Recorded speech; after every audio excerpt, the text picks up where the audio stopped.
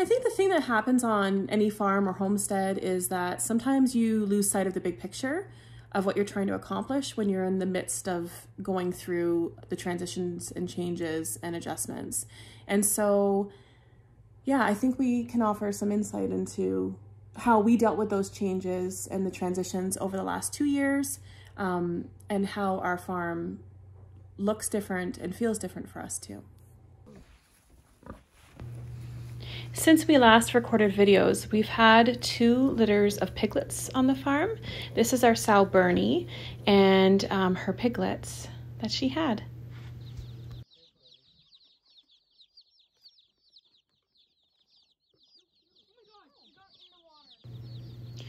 We've had 2 rounds of meat chickens that we grew for meat for our family, which we converted an old carport into a chicken tractor. That was a huge success. We also tried our hand at meat turkeys. We did have some trouble with predators during that time, so we ended up taking about 4 turkeys to butcher. But we learned a lot and what we won't do next time. Okay, so we're going to try to, oh, I'm not looking at the camera. Hold on, I gotta look over here. Okay, we're going to try to catch you up on what's been going on here. We started posting again last week, but there's sort of about a year and a half. Yeah, almost 2 that's years. Missing. So this is going to be the catch-up video. Mm-hmm. We're going to kind of cram a year and a half into, I don't know, 15 minutes, whatever this turns out to be, and kind of talk about what's changed around our farm. Lots has changed around our farm. So we started thinking about seasons on a farm and what that means. And I know when we hear seasons, we think like, you know, Mother Nature seasons, spring, summer, fall, winter. But we see seasons on a farm as maybe the highs and the lows on a farm and the changes that come about on a farm to adjust to the change. Just like there's the seasons and Mother Nature's changes, you know, we have changes on the farm that sometimes correspond with the Mother Nature's seasons and sometimes they don't. And, you know, sometimes you're reacting to those changes and sometimes you're being proactive and you're getting ready because you know that change is coming. So that's kind of the analogy we used for this video. When we're talking about seasons on the farm, we're going to go through some of Mother Nature's seasons over the last year and a half, and we're going to go through some of the other changes that we've had on the farm. So just sometimes as life comes and life goes through Mother Nature, we've got lots of little babies that were born, and then not really a whole lot that left, just change. Well, we're going to talk a little bit about scaling back to adjust to changes on a farm and maybe even just in life. So I certainly think of like health changes that make us have to rethink how we're doing things on the farm or what we want to keep and what we want to say goodbye to. Our family milk cow herd grew by 2 this past year. We welcomed Nora, our new milk cow, and a calf bear. With little tails on. Done. This is like the easiest thing ever. Look at, she's licking your foot. Don't let her lick your foot.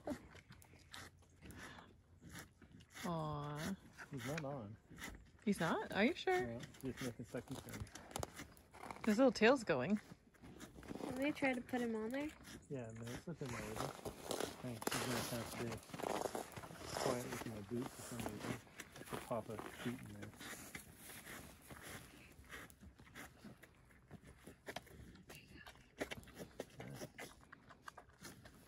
That sounds right.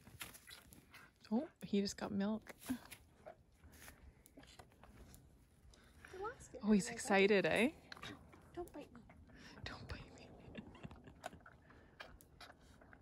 Oh, that's a good boy. Nice work, kiddo. There you go.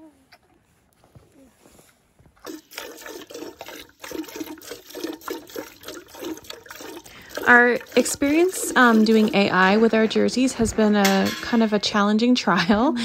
We assumed that they would get bred right away, and that just wasn't the case. So we are actually growing out Bear, who is from a different farm than Nora, to be our Jersey bull. Bear was the cutest calf you ever did see.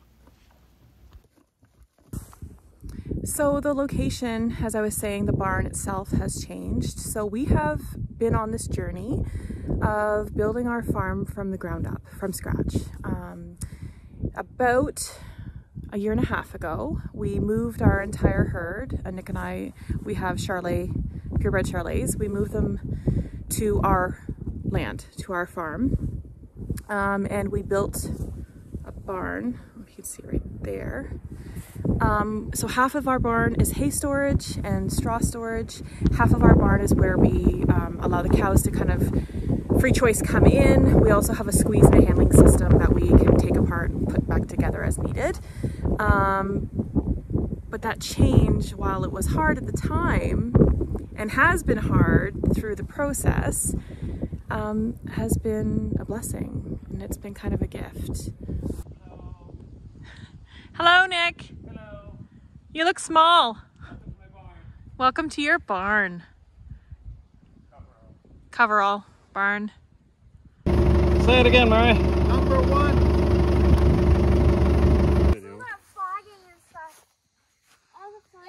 Nick, what are you up to back here? Building a coverall. Hi. What are you doing back here? I'm building a coverall. Like a barn slash hay storage? Is that what you mean? A tension fabric building. A tension fabric building. Cool. I feel like this is like day 2. Very cool. Are you having fun? Yes. What a beautiful night.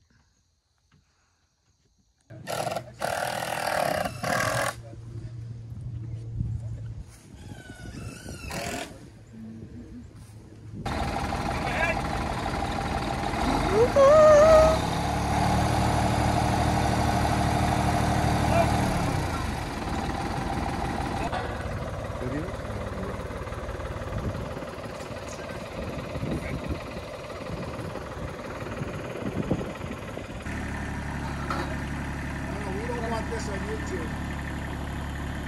Not what to do. Okay?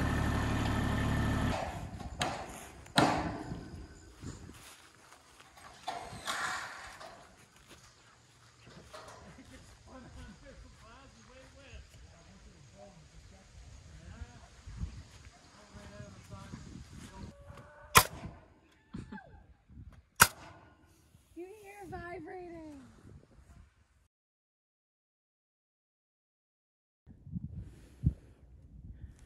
What? No! Stand. Okay. Push. Push, push, push, push, push. Fingers too, fingers too. Push, push, push, push. Okay, up. There's an heavy hand. There's an Everett hand. Okay, Amelia, so you saw what we did. Just kind of pull the How glove. far apart? Yeah, that's good enough. You choose. Okay, push down, push, push, push, push, walk away. It feels really weird. It's cold. We're making our mark, guys. Okay, up. It's cold. Is it cold? Yeah. Okay.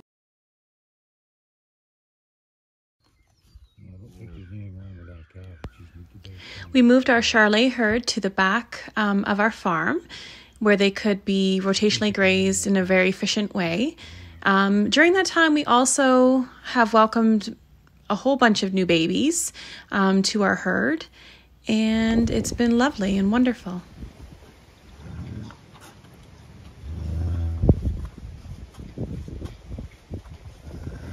So as we kind of mentioned, there's been a lot of changes.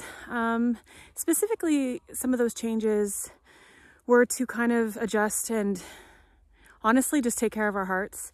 Sometimes when people hear change, they think it's all positive, and the truth is that they weren't all positive changes.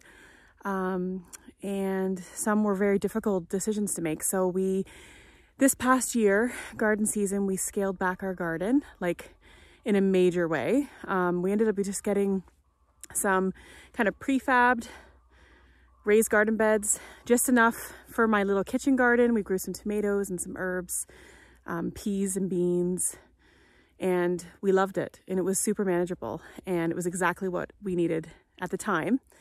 But the funny things happen, right? So our family kind of missed gardening, and now we're looking forward to this garden season where we can grow more variety in a much bigger garden this year. So we're back to our regular garden.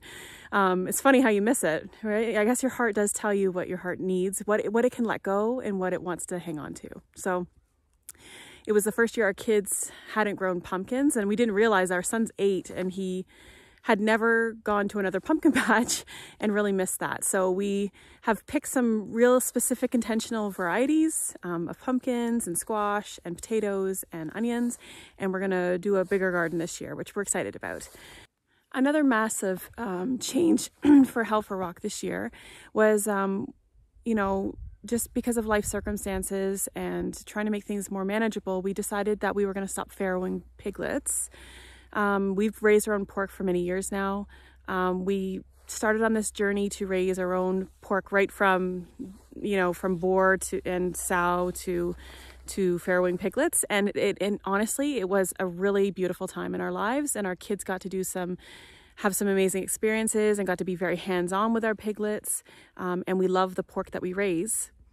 But we decided that was one of the things that we had to take a step back from if we wanted to keep doing what we're doing. So we will still be getting little piglets to raise out for meat for our family, but it won't be a priority for us to farrow here on the farm. So as homesteaders and as farmers, we are starting to understand and accept that sometimes scaling back is necessary, and it's what keeps us going long term. You know, like I mentioned, there's some shame surrounded by that, and we certainly have, you know, worked through some of that, but we're also super proud of what we do, and we want to keep doing this for a really long time. And we want our kids to have a positive experience of farming, not just so much work that it takes away the joy.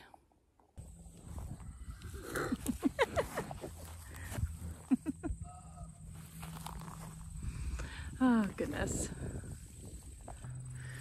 Hi, Jolly. Oh, you scared me.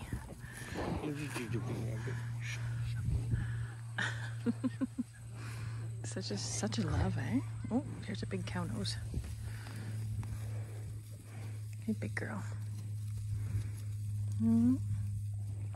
So as our needs of our farm have changed and things on our farm have changed, we have had to adjust to it. So any homesteaders or farmers out there that feel bad, or, you know, even, I mean, I've experienced it, have shame around that change, please know that I think that's what makes it sustainable. Like when you are lifers, when you're doing this forever, you know, changing to adjust to the changes on a farm and the needs on a farm, it's okay. And I think there's some good healing in that.